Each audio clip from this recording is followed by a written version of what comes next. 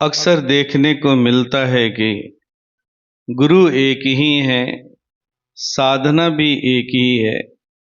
फिर भी कोई कोई शिष्य बहुत ही जल्दी आगे बढ़ जाते हैं और कोई कोई शिष्य ऐसे होते हैं जो बहुत ही पीछे छूट जाते हैं। इनके अंदर में बहुत ज़्यादा बदलाव देखने को नहीं मिलता है।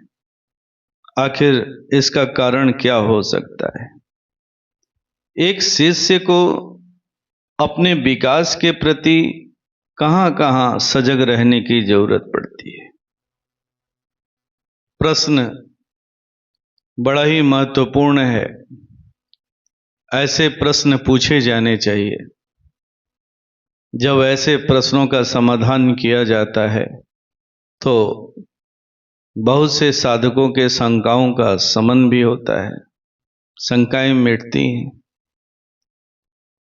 साधना चाहे कोई भी हो, गुरु चाहे कोई भी हो, संस्था चाहे कोई भी हो, एक साधक का या एक शिष्य का विकास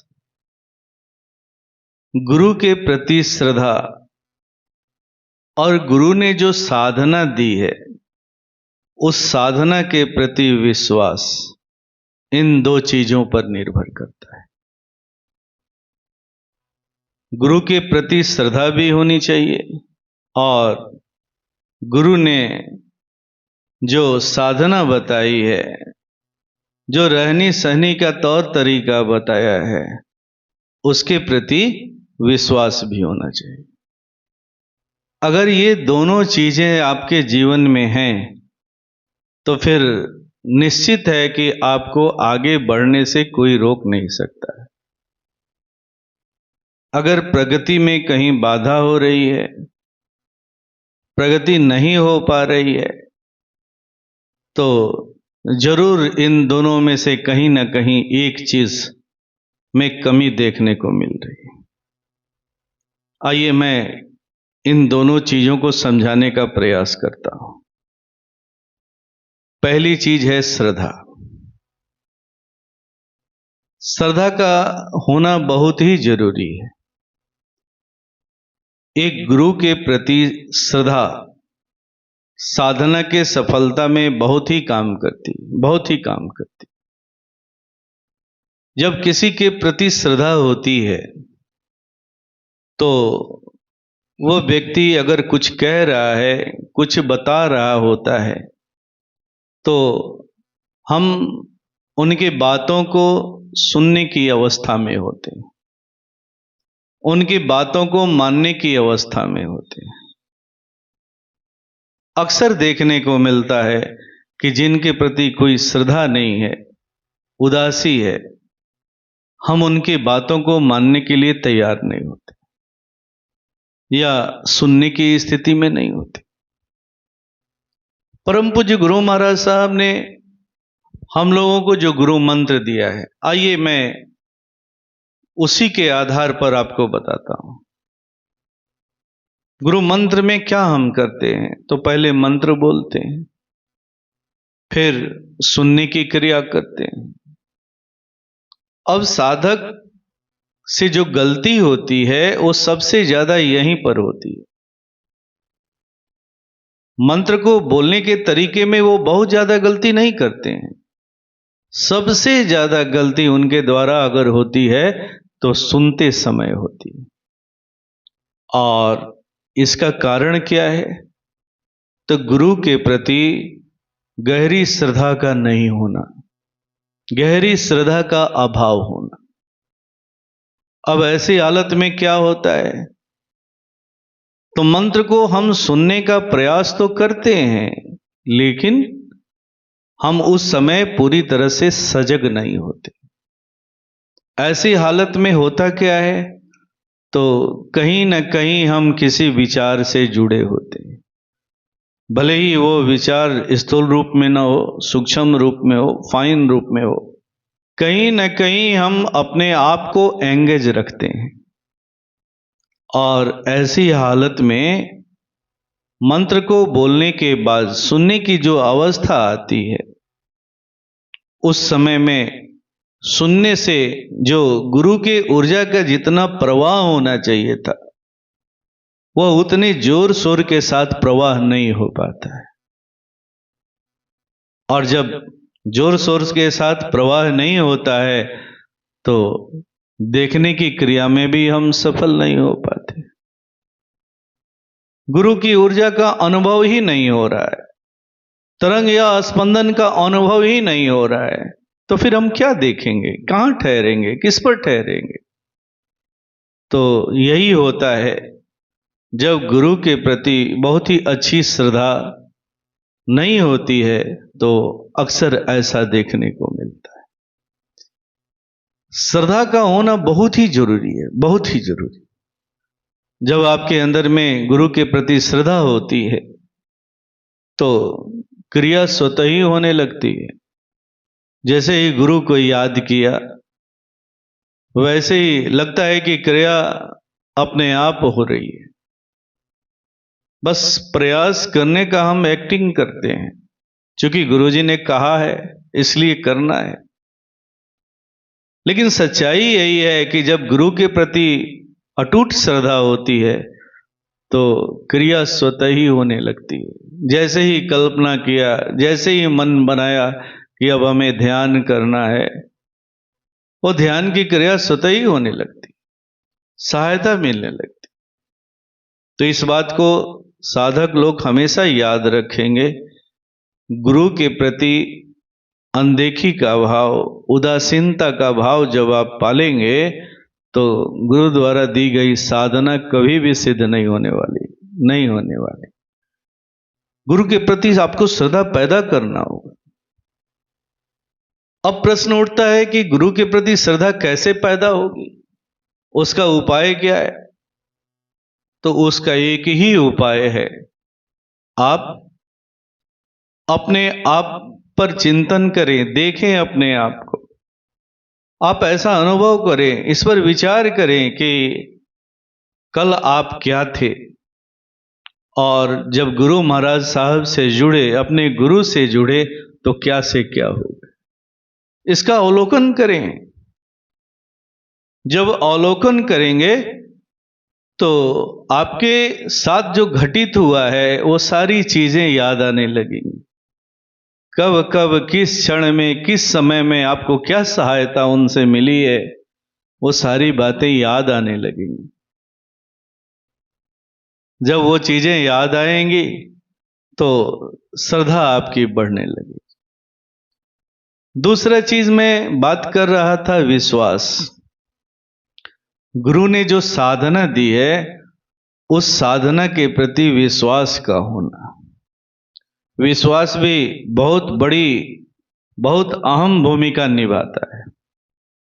सब कुछ है, आपके अंदर में आगे बढ़ने की बहुत ही चाहना है, लेकिन गुरु ने जो साधना दी है उसके प्रति आपको विश्वास नहीं, उस पर संदेह आप रखते हैं। पता नहीं गुरु जी ने ये कैसा मंत्र दे दिया है, इस छोटे से मंत्र से क्या होगा, कैसे मेरे अंदर में बदलाव होगा। जब आप ऐसी सोच रखते हैं तो फिर आपकी साधना प्रभावित होती। मैं आपको पूज्य गुरुदेव की एक घटना बता रहा हूं।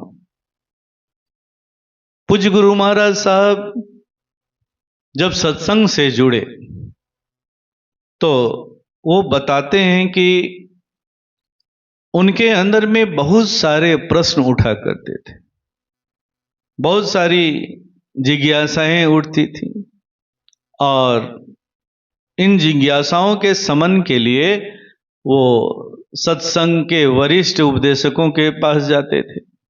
कभी इनके पास जाते थे, कभी उनके पास जाते थे। ऐसी स्थिति में कहीं भी उनके शंकाओं का समाधान नहीं हो पाता था। एक जगह उन्होंने साहित्य में पढ़ा जिसमें गुरु महाराज स्वयं लिखे थे कि मैंने जो साधना दी है, अगर उस साधना को पूरी निष्ठा के साथ, पूरे विश्वास के साथ अगर करोगे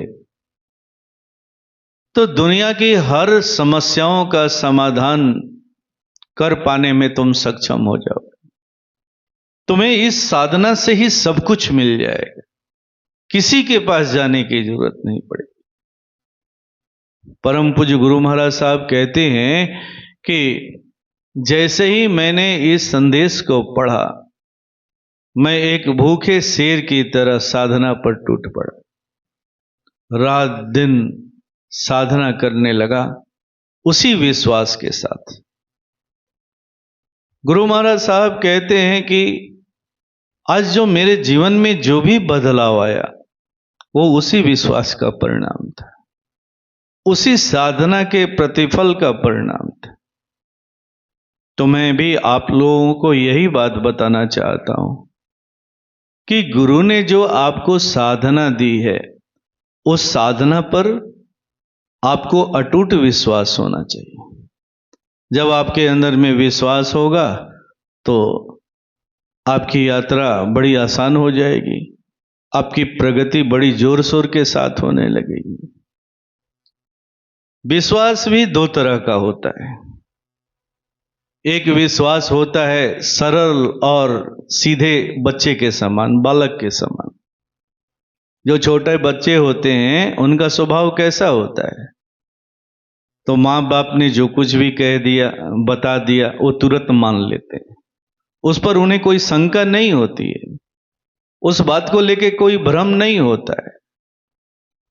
तो बहुत से सारे शिष्य साधक ऐसे हैं जिनका हृदय ऐसा ही सरल होता है।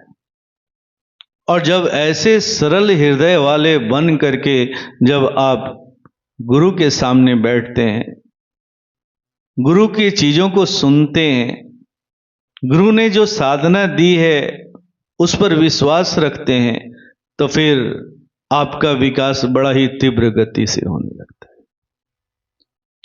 दूसरे प्रकार के वो लोग होते हैं जो पहले से भी बहुत कुछ जानते हैं, बहुत सारी चीजें सुन रखे हैं। अब गुरु ने अगर कोई साधना दे दी, कोई चीज बता दिया, तो जल्दी उनको उस पर विश्वास ही नहीं होता है। वो अब मिलान करने लगते हैं, फला संत ने ऐसा कहा है, फला महात्मा ने ऐसा कहा है, गुरुजी ऐसा कह रहे हैं। तो इस तरह की जब मनोवृत्ति अंदर में रहती है तो ऐसे लोगों का विश्वास जल्दी दृढ़ नहीं हो पाता है।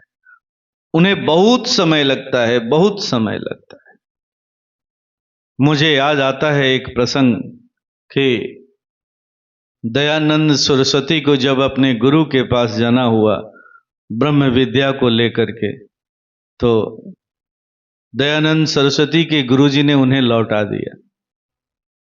कहा कि जितनी भी ज्ञान की पुस्तकें हैं, जितनी भी सारी चीजें हैं, उन चीजों को पहले गंगा जी में डालो, उन सारी चीजों को तुम अपने जीवन से हटा लो और तब मेरे पास आना। कहते हैं कि उन्होंने ऐसा ही किया, अपने को पूरी तरह से खाली कर दिया और खाली करके अपने गुरु के पास गए। और फिर कहते हैं कि गुरु जी ने उनके अंदर में जो चीज भी डालना था वो डाला और दयानंद सरस्वती एक महान संत हुए। तो ठीक आपको भी ऐसा ही करना होगा, ऐसा ही सरल हृदय वाला बन करके अपने गुरु के समक्ष जाना होगा, गुरु की बातों को धारण करना होगा। उन्होंने जो साधना दी है उस साधना पर उस छोटे से बच्चे की तरह सरल हृदय वाला बन करके विश्वास करना, तब जा करके ऐसे शिष्य आगे बढ़ पाते हैं। इनके अलावे और भी बहुत सारी बातें हैं, जैसे जब किसी साधक की संगति दोष हो जाती है तो उसका भी प्रभाव पड़ता है, उसका विकास रुक जाता है। बहुत सारी बातें हैं, लेकिन जो मुख्य दो बातें हैं उसकी चर्चा मैंने आज की है। पहली है श्रद्धा और दूसरा है गुरु ने जो साधना दी है उस साधना पर आपको अटूट विश्वास होना चाहिए। जब ये दो चीजें आपके जीवन में होंगी तो आपकी यात्रा सहज हो जाएगी, सरल हो जाएगी, बड़ी आसानी के साथ आप बढ़ने लगेंगे, आपको बढ़ते देर नहीं लगेगा। ओम शांति।